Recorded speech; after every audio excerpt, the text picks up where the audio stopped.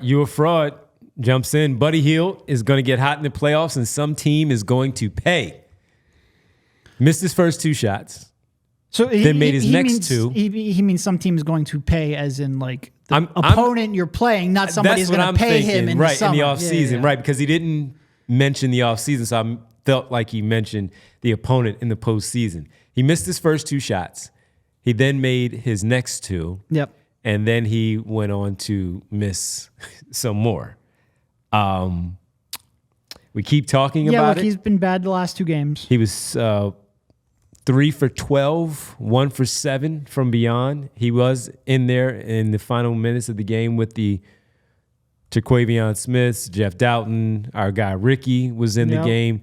But Buddy was in there in the end. And I'd imagine it's just to, while those young guys are going to get their shots, Buddy needs to get going. At some point, we keep saying it, at some point the shots just have to drop. Yeah, and it does seem like Nick, I know he ended up playing a bunch of minutes tonight, but a lot of that came in garbage time. Yeah. It seems like Nick has very little rope for Buddy when his shot's not going in. What did he play against Miami? Like 10, 12 minutes, something like that. Yeah. Now, granted, he was 0 for 6 and 0 for 4 from 3, but when that shot's not going in, I'm not sure Nick is going to give him enough time to shoot his way out of it.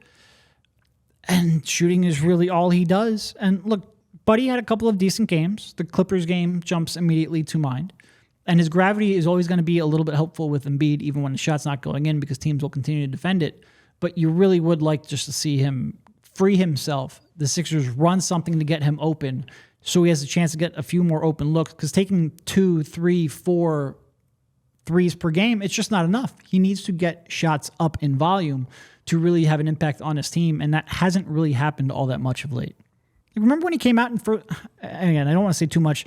I feel like every time I go, remember those first 4 games, but he was launching 10, 11, 12 threes per night, obviously in a very different role, and they need because he had the ball a lot more of him. Right. But they need to find a way to get him more open looks. And look, for what Tobias Harris is not able to bring right now, and the same for Buddy Hield, Kelly Oubre has, right? Now, while he has done that, there's an opportunity, again, for someone to then pick up that role of what Kelly Oubre is now taking for Tobias Harris not being there. That's an opportunity for Buddy Hield to do that.